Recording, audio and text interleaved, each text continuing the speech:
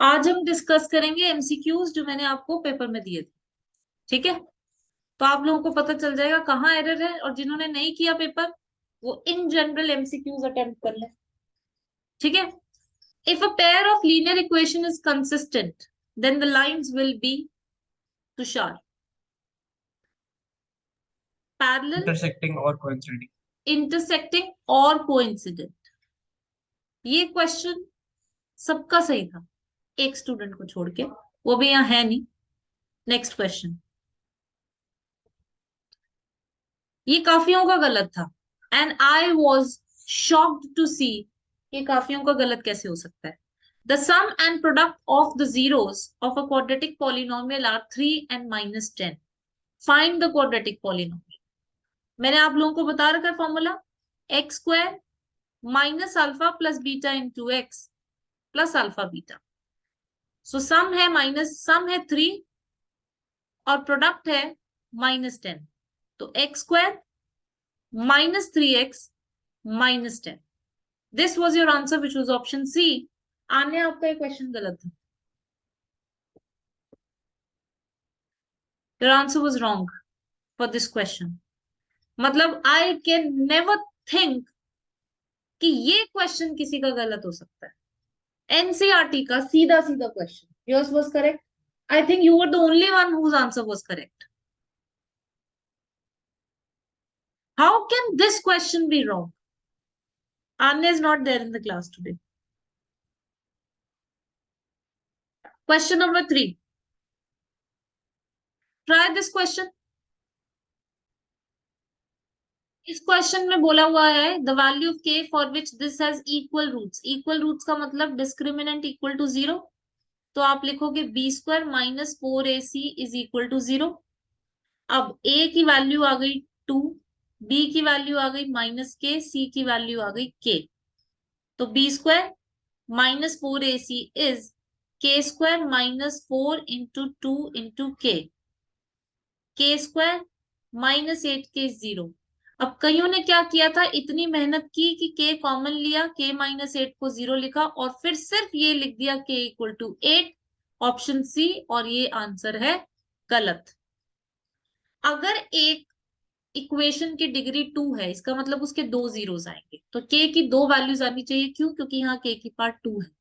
तो इन दोनों को अगर हम कंपेयर करेंगे तो k की 2 वैल्यूज आएंगी 0 and 8, and your option D was correct.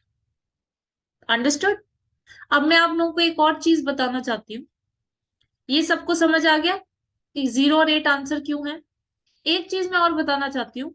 वैसे तो सबको पता था, एक दक्ष को नहीं पता था कि जब आप एमसीक्यूज अटेम्प्ट करते हो, I will come back to all these questions, आपको अपने एग्जाम में आंसर्स कैसे लिखने हैं। आप लिखोगे क्वेश्चन 1C, ये ज्यादा इंपॉर्टेंट है।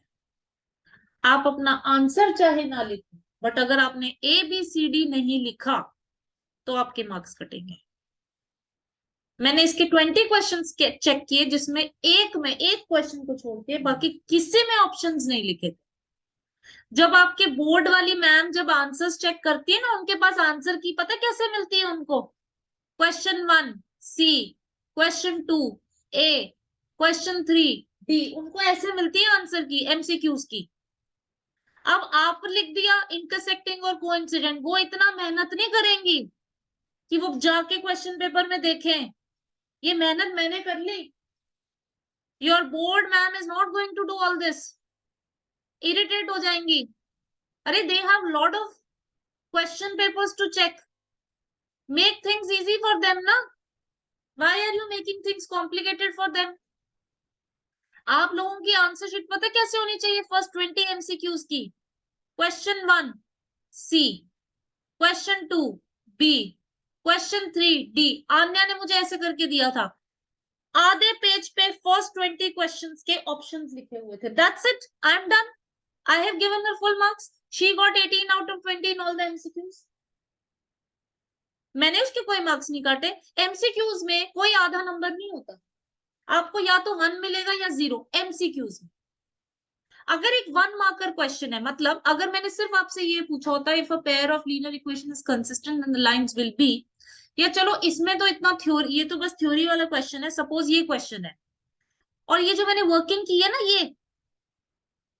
ये अगर आप मुझे दिखाओ चाहे ना दिखाओ, मैं आपको इसके ना मार्क्स दूंगी ना मार्क्स काटूंगी। मैं जो इंटरेस्टेड हूं ना वो इसमें इंटरेस्टेड हूं, क्वेश्चन 2 आंसर सी। साथ में आप क्या करोगे, अपना आंसर लिख दोगे ऐसे। ये आप इसलिए करोगे क्योंकि कभी कभी क्या होता है ना, ह्यूमन टेंडेंसी होती है एरर्स करने। आप हो सकता है आंसर आपने सही निकाला हो बट आपने ऑप्शन गलत लिखा हो, तो अगर आप साथ में आंसर लिख लोगे तो चांसेस हैं कि अगर आपने गलती से ऑप्शन गलत लिख दिया और आंसर सही है तो शायद आपको मार्क्स मिल जाए। So not to take the risk. अब जैसे ये है तो इसका आंसर आप कैसे लिखोगे, question 3 option D 0,8। Understood? This is how you are suppose to write the answers of your MCQs, nothing more nothing less. ये जो है ये वर्किंग सजाने में अपना टाइम वेस्ट नहीं करना। देखो जो 80 मार्क्स का पेपर है ना, अभी आप लोगों ने एनसीईआरटी कर ली, एक्स्ट्रा क्वेश्चंस मैं आप लोगों को करा रही हूँ। अब आपने ये सीखना है कि भाई मेरे को अपने 3 घंटे का पेपर 2.25 से 2.5 घंटे में खत्म करना है, मुझे आधा घंटा चाहिए रिवीजन के लिए। ठीक है? अब दूसरा चीज, सबसे पहले आपको ये स्ट्रैटेजी बनानी है। अब जैसे दक्ष ने पेपर अटेम्प्ट किया, Daksh is a very good example. जो इसने पेपर अटेम्प्ट किया है ना, he is a very good example. इसने सारी वो गलतियां की हैं जो मैं आपको समझाती हूँ कि आपने पेपर में नहीं कर। सबसे पहले मैं आपको ये सजेशन देती हूँ कि आप पीछे से पेपर अटेम्प्ट किया करो। अब इसने क्या किया, इसने फर्स्ट 30 क्वेश्चंस अटेम्प्ट किए जिसमें 20 तो एमसीक्यू थे, 20 मार्कर। 30 में नहीं, आई थिंक 25 या 26 क्वेश्चन अटेम्प्ट किए, बाकी पेपर छूट गया। छूटा क्या, 5-5 मार्क के 3 क्वेश्चन छूट गए। अगर आपके 5 एमसीक्यूज 15 एमसीक्यूज छूटते हैं तब जाके आपके वो 3-5 मार्कर्स के इक्वल है। और हो सकता है कि अगर एक एमसीक्यू आपके दिमाग में फंस गया ना, वो आपके पूरे पेपर को अफेक्ट करते। पहले आप मोटा मोटा अपने 3 मार्कर 5 मार्कर 4 मार्कर्स ये अटेम्प्ट कर लिया करो, उसके बाद एमसीक्यूज पे आओ। अब मैं एक सिचुएशन, आज मैं थोड़ा साइकोलॉजिकल क्लास लूंगी, एक सिचुएशन तुषार की मैं आपसे डिस्कस करती हूँ। उसका फुल सिलेबस टेस्ट आया स्कूल में, वो कहता मैं एज पर योर सजेशन मैं पीछे से पेपर अटेम्प्ट करना शुरू किया, क्वेश्चंस थे बड़े टफ और मैं हो गया ब्लैंक। फिर मैंने पढ़े एमसीक्यूज, फिर मुझे लगा एमसीक्यूज मुझे आते हैं। ये जो कॉल है ना, ये जो 3 घंटे का खेल है, ये वहां पे आपने खेलना है, ये आपने ये कॉल लेना है। मैं आपको बस एक पाथ बता सकती हूँ। हो सकता है दिस सिचुएशन को डाकर कि आपने 5 मार्कर 4 मार्कर पढ़े और आपको लग रहा है कि इसमें तो थोड़ा थॉट प्रोसेस लगेगा क्योंकि ये क्वेश्चन थोड़े देखे नहीं हुए। कभी कभी ऐसे क्वेश्चंस आते हैं जो आपने देखे नहीं होते, बट जब आप उसको सॉल्व करना शुरू करते हो तो आपसे सॉल्व होना हो जाते हैं, राइट? बट क्या होता है ना, वो जब आपको रीडिंग टाइम मिलता है, आप जब पेपर रीड करते हो तो साइकोलॉजिकली पेपर आपसे खेल जाता है।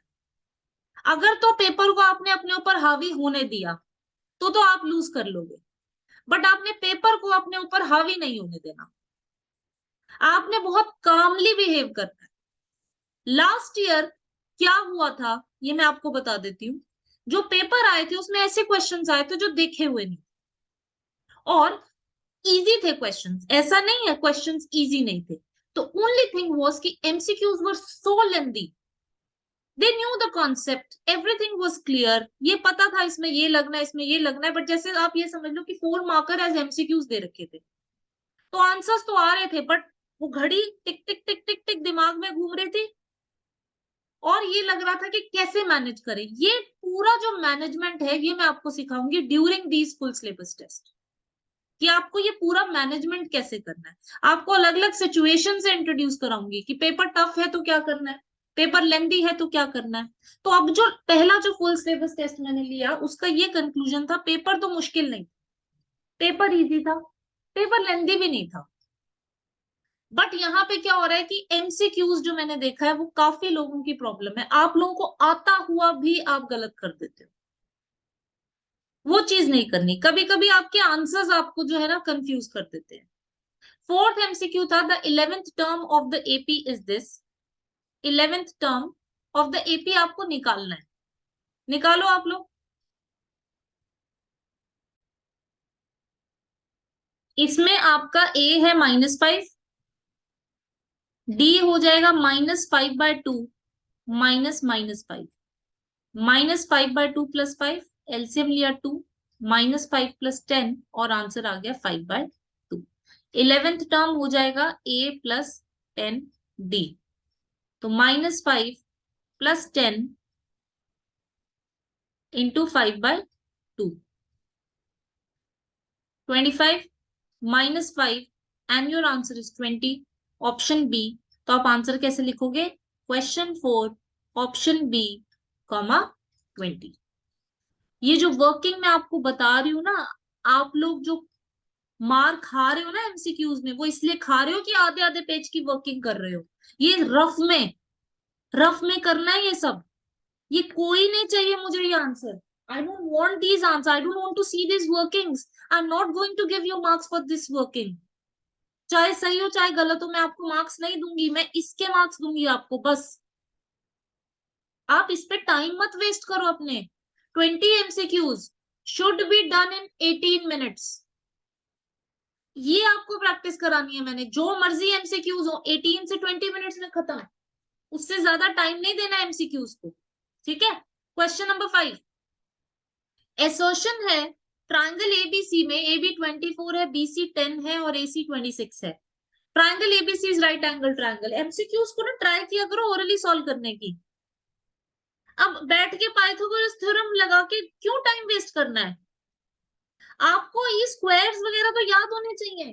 Can anyone tell me what is the square of 26 without calculating? 576. Can anyone tell me what is the square of 24? 576. By heart आपको 2 से 30 तक के स्क्वायर्स और 2 से 10 तक के क्यूब्स याद होने चाहिए। अब आपको पता है 10 का स्क्वायर 100, 576 + 100, ये है right angle triangle.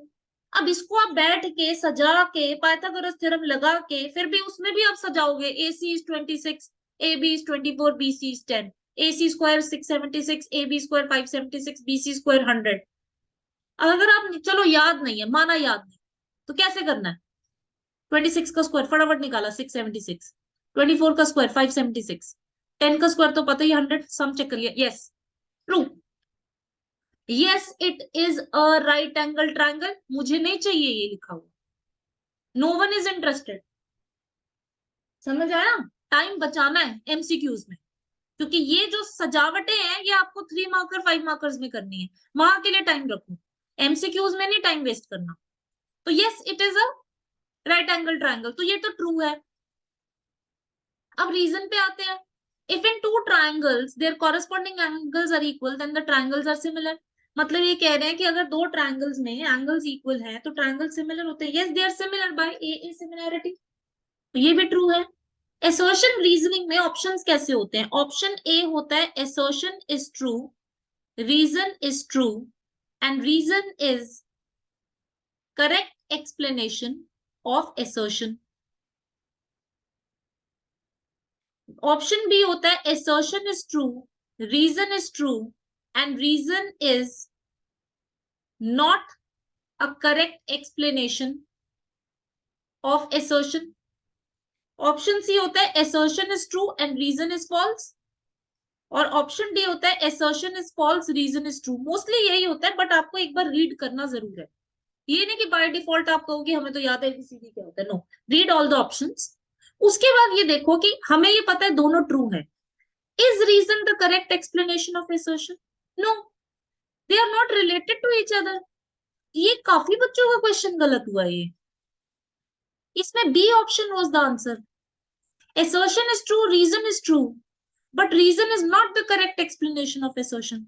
Both are correct at their own places, they both are correct, but they are not related to each other। हाँ, अगर मैं reason में ये लिख देती that in a by Pythagoras theorem square of the hypotenuse is equal to the sum of the square of the other two sides, then I could have said कि yes, reason is the correct explanation of assertion, right?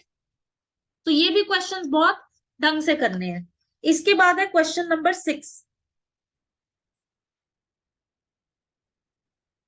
So question number 6 है, from an external point Q,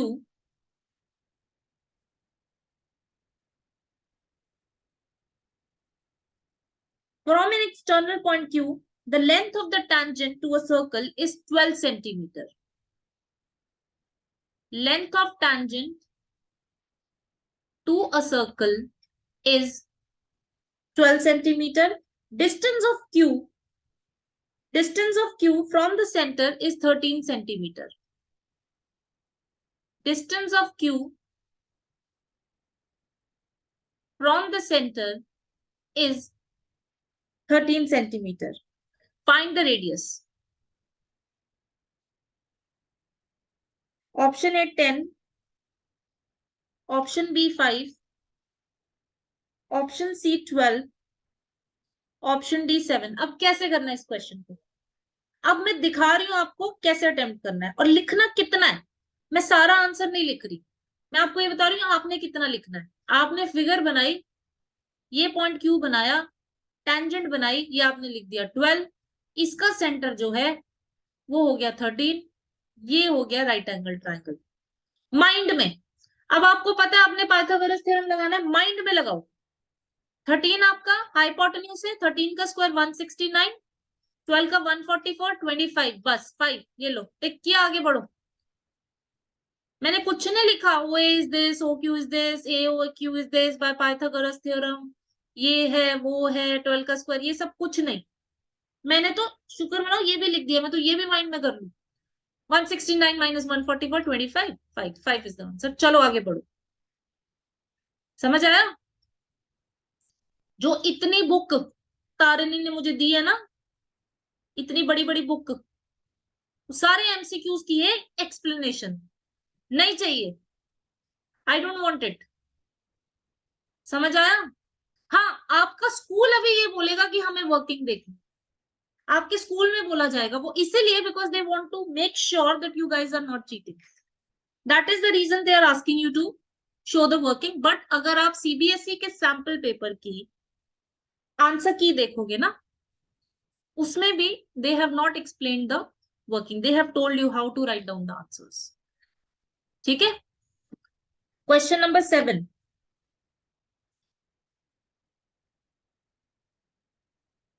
So question number 7 is 4 tan theta is 3. You need to find the value of 4 sin theta minus cos theta upon 4 sin theta plus cos theta. So आप लोग जो है MCQs ऐसे school में attempt करने से पहले अपनी मैम से कंफर्म कर लेना, क्योंकि स्कूल में ये बोला जाता है कि आपको वर्किंग दिखानी है हमारे पेपर, और ये बोल दिया जाएगा। उनसे भी आप कंफर्म करना मैम बोर्ड्स में वर्किंग जरूरी है कि नहीं, वो बोल देंगे आपको that working is not necessary in boards. ठीक है, बट अभी आप स्कूल के पेपर में रिस्क मत लेना, क्योंकि स्कूल वाले स्पेशल इंस्ट्रक्शन दे रहे हैं कि वर्किंग दिखानी है। 2/3, 1/3, हाफ एंड 3/4। इस क्वेश्चन को कैसे करेंगे तारिणी? मैम मैंने इसको कॉस थीटा से डिवाइड कर दिया। यस, दैट तो इज द शॉर्टर वे। एक दूसरा वे है कि tan थीटा को 3/4 लिख के PBH निकाल के, दैट इज अ लॉन्गर वे। ये मैंने आप लोगों को सिखाया हुआ है, जब मैंने आपको ट्रिको के एक्स्ट्रा क्वेश्चंस कराए थे, मैंने आपको इसकी ट्रिक सिखाई थी छोटा करने की। आप क्या करोगे, divide numerator and denominator by cos theta. ये मैं आप लोगों के एक्सप्लेनेशन के लिए लिख रही हूँ, आपको लिखना नहीं है अपने आंसर में। जब आपका आंसर होगा ना, वो बस इतना होगा, आपने माइंड में सोचा कि भाई मैंने cos थीटा से डिवाइड करना है, माइंड में सोच लिया, अब cos थीटा से डिवाइड करो, सीधा लिख दो 4 tan theta minus 1 upon 4 tan theta plus 1।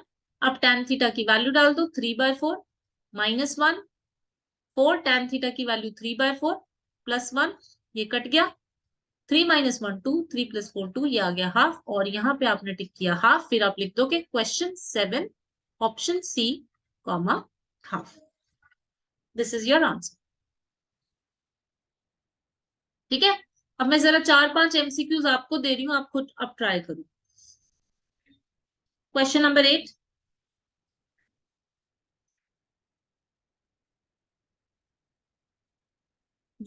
Ratio of volume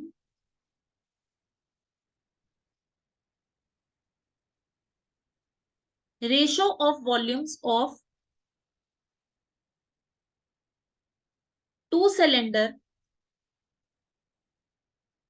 with equal height is A, H is to H, B, R is to R, C, R square is to R square, D, none. देखो question में कहीं mention नहीं है cylinder की dimensions.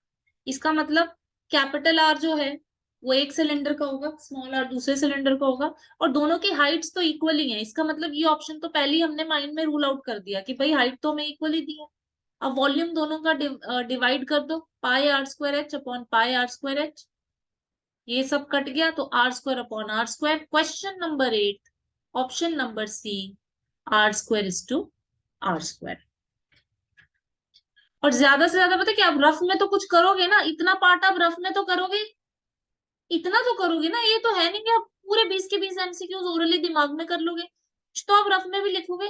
वो rough वाली working ही आप थोड़ा सा दिखा देना चाहिए, जैसे मैंने ये दिखाया, बस इतना। Let capital R be the radius of one cylinder. Let small r be the radius of another cylinder. No, we don't want that. ठीक है, सीधा ये डिवाइड किया, कैपिटल डिवाइड करके आपने लिख दिया, ताकि आपकी मैम को पता हो कि हाँ भाई इसको फॉर्मूला तो पता है, फॉर्मूला लगा के खुद से दिमाग लगा के किया। ठीक है, नेक्स्ट करें। Question number 9, sum of areas of two circles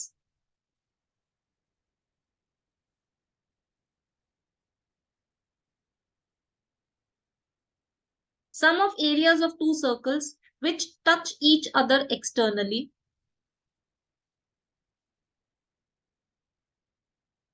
which touch each other externally is 153 pi. If the sum of their radii is 15,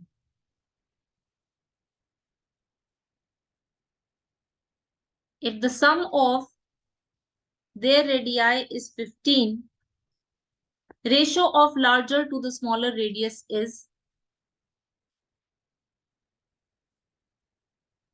ratio of larger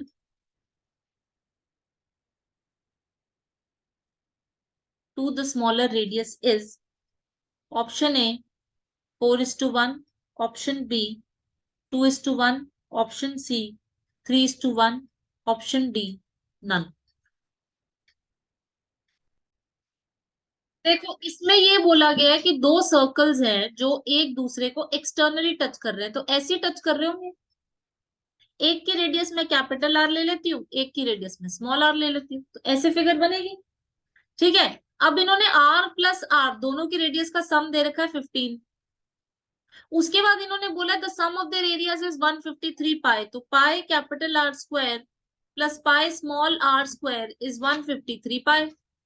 पाई अगर हम कॉमन लेंगे तो are square plus are square क्या आ जाएगा, 153 pi, पाई से pi cut गया। ये अब क्या है, ये दो इक्वेशंस है, सब्स्टिट्यूशन कर लो। कैपिटल आर की वैल्यू 15 माइनस आर दूसरे में डाल दो, तो 15 माइनस आर का whole square plus small are square is 153। इससे आपकी क्वाड्रेटिक इक्वेशन बनेगी a square plus b square minus 2ab plus are square is 153। 2r square minus 30r plus 225 minus 153 is 0। 2r square minus 30r plus 72 equal to 0। अब मैंने आपको क्या suggestion दिया था, एक क्वाड्रेटिक इक्वेशन को जितना छोटा कर सकते हो उतना छोटा करो। अब यहाँ पे आपको दिख रहा है पूरी इक्वेशन से 2 कॉमन आ जाएगा, तो आप 2 कॉमन ले लो, ये आ जाएगा R square minus 15r plus 36 equal to 0। Splitting the middle term minus 12 and minus 3, R square minus 12r minus 3r plus 36 equal to 0। दो फैक्टर्स आ जाएंगे r minus 12 and r minus 3, तो r की दो वैल्यूज आ जाएंगी 12 and 3, दोनों valid है क्योंकि दोनों पॉजिटिव है। ऐसे ही आप दूसरी रेडियस निकाल लो। समझ आया? इतना किसी ने किया था अटेम्प्ट कि नहीं? अगर मैं इसकी फिगर भी ना बनाऊं ना, तो बिना फिगर के ही बन जाएगा। दो की रेडियस को आप एक्स वाई ले लेते हैं, X plus Y is 15, pi X square plus pi Y square is 153 pi. ऐसे तो हमने कितने क्वेश्चंस किए क्वाड्रेटिक में, एक्स प्लस वाई 15 है और X square plus Y square आपका 153 है। एक से वाई की वैल्यू निकाल के दूसरे में डाल के वैल्यूज निकाल लो। अब ये क्वेश्चन में तो मजबूर हो आपकी, आपको वर्किंग करनी ही करनी है। यही हुआ था पिछले साल, क्वेश्चंस आते थे, पढ़ के शायद लगा नहीं किया हुआ, बट जब करना शुरू किया तो हो गए। नहीं, पूरा क्वेश्चन रीड करते ना, the sum of the radii is 15। ठीक है, तो अब देखो, अब इसमें क्या है, आर की दो वैल्यूज आ गई, 12 और 3।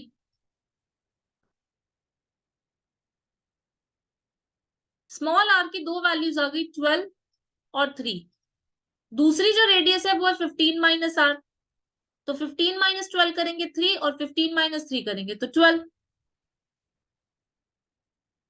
द रेशो, अब देखो the ratio of the larger two, देखो दोनों को देखा जाए तो कॉम्बिनेशन या तो 12 3 का है या 3 12 का है, दोनों से सेम ही आंसर आ रहे हैं।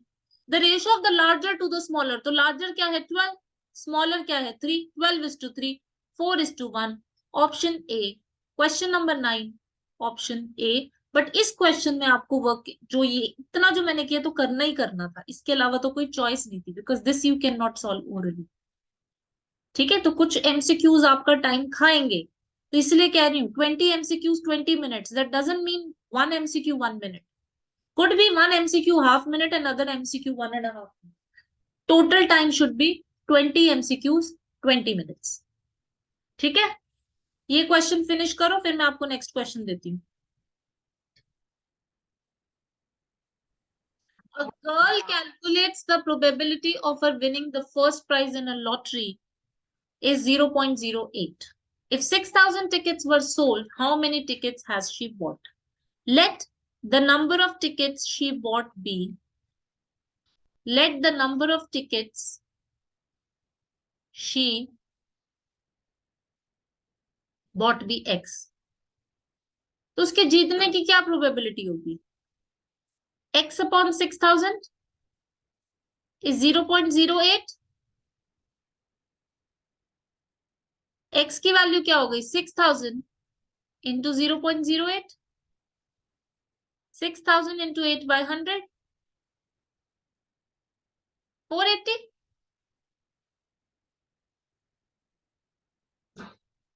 अगर मैं बोलूं कि 100 में से किसी ने 15 टिकट खरीदी, तो उसके जीतने की क्या प्रोबेबिलिटी होगी? तो आप 15/100 ही तो बोलोगे, क्योंकि 100 में एक टिकट है जो जीतेगी।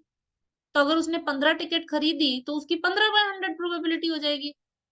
तो अगर 6,000 में से किसी ने एक्स टिकट खरीदी, तो उसके जीतने, 6,000 में एक से एक टिकट जीतेगी ना। तो अगर एक्स टिकट्स खरीदी तो उसके जीतने की प्रोबेबिलिटी एक्स अपॉन 6,000 हो गई। X upon 6,000 is 0.08। सॉल्व करके आपके आंसर आ गया ये, तो आप बोलोगे, अब ये जो मैंने लिखा है, ये मैंने गलती से लिख दिया, ये आप अपने आंसर में नहीं लिखोगे। आप सीधा एक्स अपॉन 6,000 इक्वल टू 0.08 करके एक्स की वैल्यू निकाल लोगे, और इसका आंसर आप लिखोगे C, 480। अंडरस्टूड? Next question.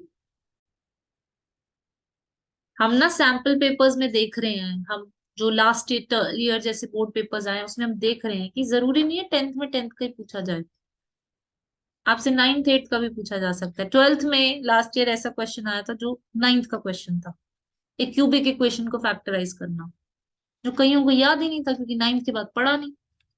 तो यहाँ पे इन्होंने बोला है the mean of these numbers is 82। तो हमने तो भैया स्टैट्स में पढ़ा है कि क्लास चाहिए, ये तो हमने इसी साल पढ़ा ना। इससे पहले हम मीन निकालना कैसे सीखते थे, एवरेज कैसे निकालते हो? अगर आपके 5 सब्जेक्ट में मार्क्स आते हैं और अगर मैं आपको बोलूं ओवरऑल परसेंटेज कितनी है, कैसे निकालते हो? अपने पांचों सब्जेक्ट्स के मार्क्स को ऐड करके डिवाइड बाय 5 ही तो करते हो, तो वो मीन ही तो है। तो यहाँ पे इन्होंने 1 2 3 4 5 5 नंबर दे रखे हैं जिनका मीन बोला है 82। तो क्लास नहीं है तो क्या हुआ, नंबर्स तो है ना, इनको ऐड करो, 27 प्लस एक्स। अब ये सब लिखने की जरूरत नहीं है कि बैठ के हम लिख रहे हैं कि सबको ऐड कर रहे हैं और डिवाइड कर रहे हैं 5 और फिर हम उसको निकाल रहे हैं। ओरली करो। अब पहले एक्स को सारे ऐड कर लो, 1 2 3 4 5, तो ये तो 5x आ गया, प्लस बाकी सारे नंबर्स को ऐड कर लो, 27 31 89 107 and 156। Quickly tell me the answer.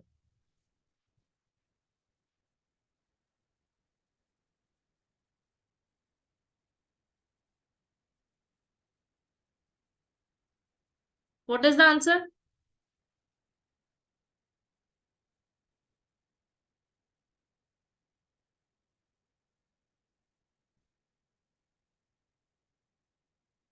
What is the sum? Ma'am x 1 हाँ आ मैं रहा सही लिख रहा हूँ।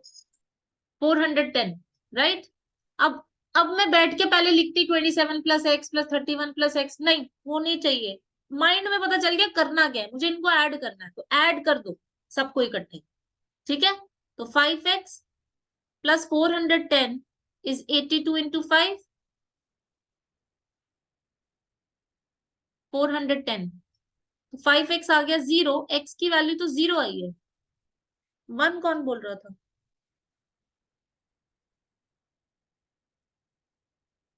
मैम मैंने बोला था। क्यों? सम 400 आ रहा है। Sorry ma'am. सम नहीं आपका मैम, क्या आ रहा है? मैम मैंने 5x प्लस 410 किया, उसके बाद 5 को उससे कॉमन ले लिया, हम्म और मैम मेरा 410 प्लस 5x आया था, हम्म तो अपॉन 5, तो 5 को कॉमन ले लिया, तो 82 प्लस x ब्रैकेट्स में आया, 5 कट गए दोनों। हाँ, और तो 82 और 82 तो कट जाएंगे ना, 0 आएगा फिर। Okay ma'am. तो x की वैल्यू 0 आ गई, तो ये सारे इसमें x 0 हो गया। तो अब आपको क्या करना है, बस सारे जो नंबर्स दे रखे और काउंट करना, 1 2 3 4 5, 5 ही नंबर्स हैं। x तो 0 है, तो बस इनको ऐड कर दो, 130 को, 126 को, 68 को और 50 प्लस 151 को। इनको ऐड करके डिवाइड बाय 5 करोगे तो आपका मीन आ जाएगा।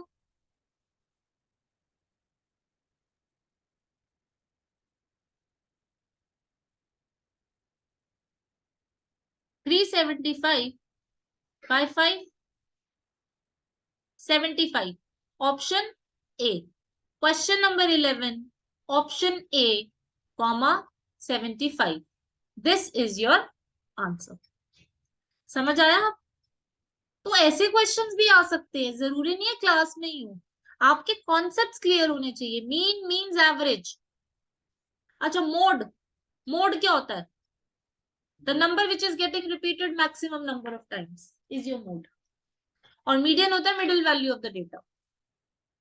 Next question.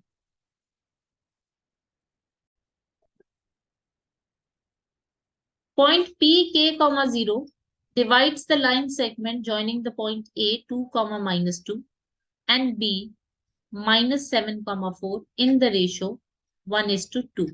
Point P K, 0 find K. Section formula लगाएंगे। K is equal to -7 into 1 plus 2 into 2 upon 1 plus 2, 3. -7 plus 4 upon 3, which is -3 upon 3, and your answer is -1. Question 12, option D comma -1। ठीक है। Question number 13, the total number of prime factors of a prime number. इसके लिए आपको prime number की definition पता होनी चाहिए। अ prime number is a number which has two factors, 1 and the number itself. Composite number क्या होते हैं? अ number which has more than 2 factors. ये हमने चैप्टर 1 में पढ़ा हुआ है, जिसमें कुछ ऐसे क्वेश्चन आते हैं, 3 into 2 into 5 into 4 plus 3, prove that it is a composite number. उसमें हम क्या करते हैं? कॉम्पोजिट नंबर होता है the number which has more than 2 factors is a composite number. So इसका आंसर होगा a prime number is a number which has only 2 factors, 1 and the number itself. तो टोटल कितने फैक्टर्स हो गए एक prime number के? 2। तो question number 13, option C 2। अब इसमें तो कोई वर्किंग भी नहीं दिखानी है, तो ओरली सॉल्व होना है। Question number 14, the coordinate of the point which is the reflection of -3,6 in x axis. देखो हम किसी भी पॉइंट का रिफ्लेक्शन निकालते हैं ना, तो या तो वो हम थ्रू एक्स एक्सिस निकाल सकते हैं या थ्रू वाई एक्सिस निकाल सकते हैं। पहले तो -3,5 को प्लॉट करते हैं। एक्स की वैल्यू -3 और वाई की वैल्यू 5, ये है पॉइंट। अगर मैं इसको पी लू, इसकी रिफ्लेक्शन अगर थ्रू वाई एक्सिस बोलेंगे तो पी डैश होगी, और अगर थ्रू एक्स एक्सिस बोलेंगे तो क्यू होगा। कोऑर्डिनेट सेम ही रहेंगे 3 और 5, पोजीशन चेंज हो जाएगी, तो अब पोजीशन सेकंड से थर्ड क्वाड्रेंट में चली गई, तो वैल्यू तो वही रहेगी 3 और 5। साइंस देख लेते हैं। अब इसमें x की वैल्यू नेगेटिव होगी और y भी नेगेटिव वैल्यू लेगा, तो -3, -5, which is option C. Question 14, option C answer -3, -5। समझ आ गया? ठीक है, next question. The point which divides the line segment joining 8, -9 and 2, 3। तो एक पॉइंट को लिया हमने 8, -9, दूसरे पॉइंट को लिया हमने 2, 3 इन द रेशियो 1:2 इंटरनली। तो x, y, x और y की वैल्यूज निकाल के क्वाड्रेंट बता देना। तो x आ जाएगा 1 × 2 2 प्लस 16/3, 18/3 विच इज 6। ये ना जैसे मैंने शॉर्टकट लगाया, ये सीख लो एमसीक्यूज के लिए। देखो जैसे y निकाल रहे हो ना, ऐसे मल्टीप्लाई किया करो, ऐसे 1 को 3 से 3, 2 को -9 से -18, और फिर दोनों को ऐड कर दिया, -15/3, ये आ गया -5। आपका कोऑर्डिनेट आ गया 6, -5, x की वैल्यू पॉजिटिव, y की वैल्यू नेगेटिव, फोर्थ क्वाड्रेंट। तो question number 15, option D, fourth quadrant. ठीक है, मैं नेक्स्ट क्वेश्चन लिख रही हूँ।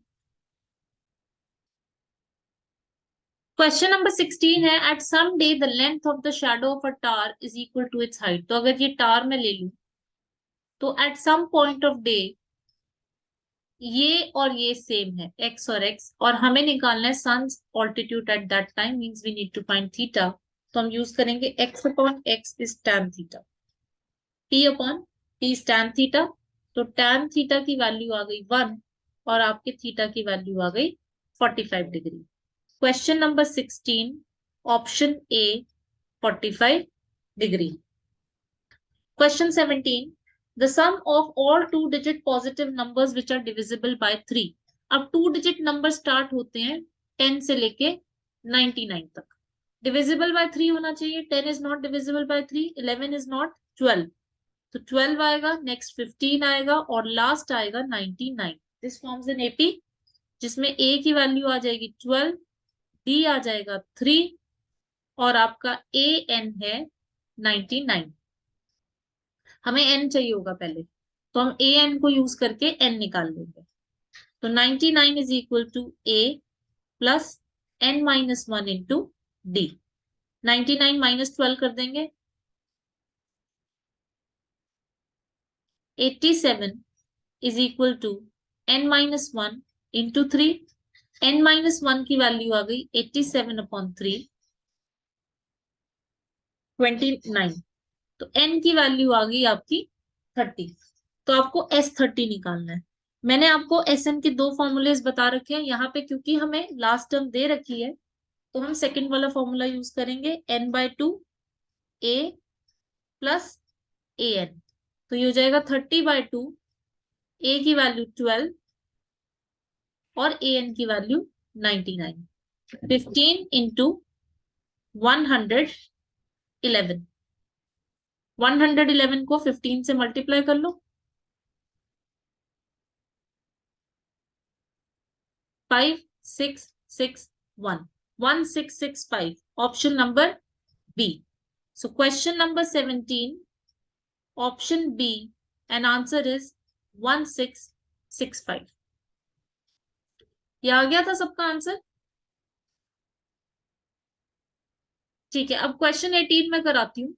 जो क्वेश्चन 18 है वो इस बार के सैंपल पेपर में आया हुआ है। अब इसमें भी एक 9th का कॉन्सेप्ट है जो मैं आपको बताने जा रही हूँ, वो आपको 9th में पढ़ाया गया था। जिसने 9th ढंग से नहीं पढ़ी वो नहीं कर पाए। लेंथ ऑफ द डायगोनल, ये आपको 9th में बताया गया था, और जहां तक मुझे याद है जब मैंने आपको सरफेस एरिया एंड वॉल्यूम कराया था तो मैंने आपको फॉर्मूला में लेंथ ऑफ द डायगोनल,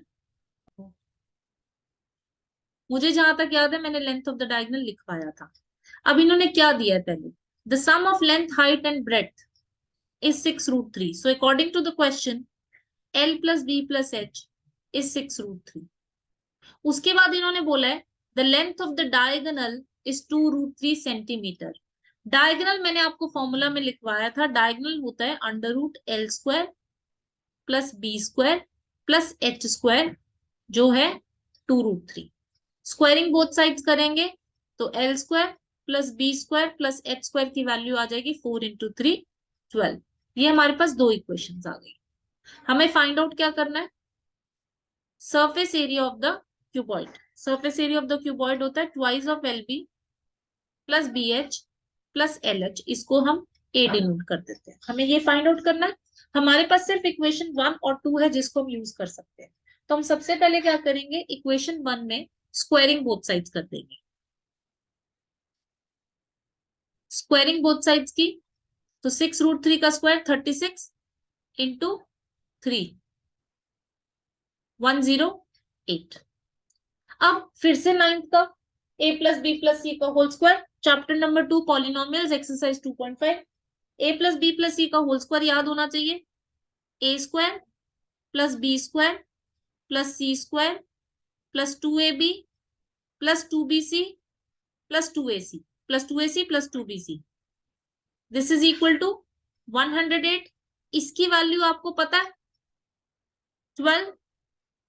ये पूरा आपको निकालना है, twice of LB plus BH plus LH, तो इसको आप A लिख दो इक्वल टू 108। A की वैल्यू आ जाएगी 108 minus 12 which is 96। So question number 18 option number C 96 centimetre square. समझ आ गया सबको क्वेश्चन? इजी था। तो दिमाग में बस चीजें आनी चाहिए, डायगोनल ऑफ द क्यूबॉइड ये होता है, उसके बाद अगर ये दोनों सिचुएशन आ गई हमें ये फाइंड आउट करना है, how can we find out squaring both sides.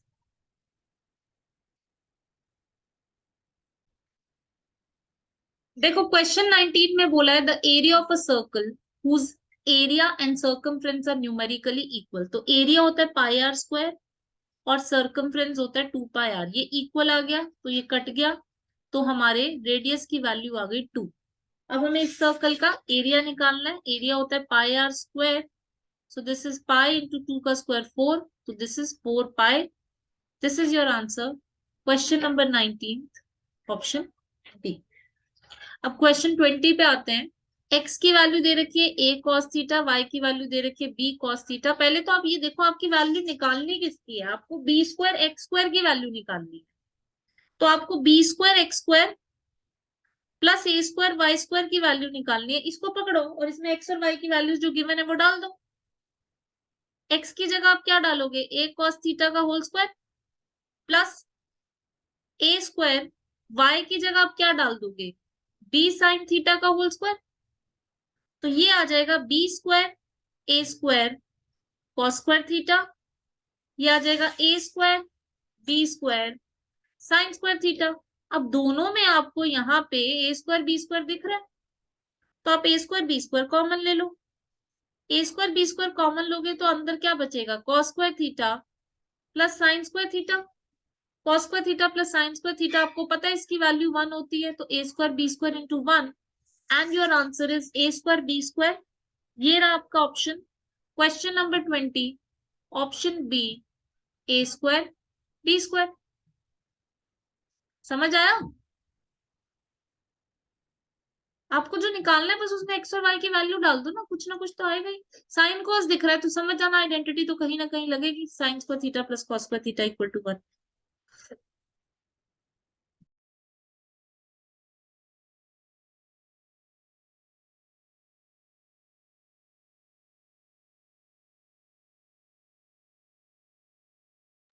इस क्वेश्चन को कैसे करोगे, tan theta is 1/√7 you need to find the value of cosec square theta minus sec square theta upon cosec square theta plus secant square theta. क्या आ रहा है दिमाग में, कैसे स्टार्ट कर सकते हैं? मैम साइन और कॉस की वैल्यू निकल जाएगी because tan is equal to sine cos, उसके बाद मैम इनवर्स करके और ये तो बिल्कुल ही गलत है। आप कह रहे हो sine theta ma'am by cos theta is पर- 1/√7. You cannot say sin theta is 1 cos theta is √7. That is wrong. Ma'am Pythagoras से पहले निकालेंगे hypotenuse. Okay, Vedangi is saying कि tan theta होता है p by h, p by b, तो ये हो गया 1, ये हो गया √7. हाइपोटेन्यूज निकाल लेंगे √1 का स्क्वायर प्लस √7 का स्क्वायर, तो ये आ जाएगा √8 विच इज 2√2.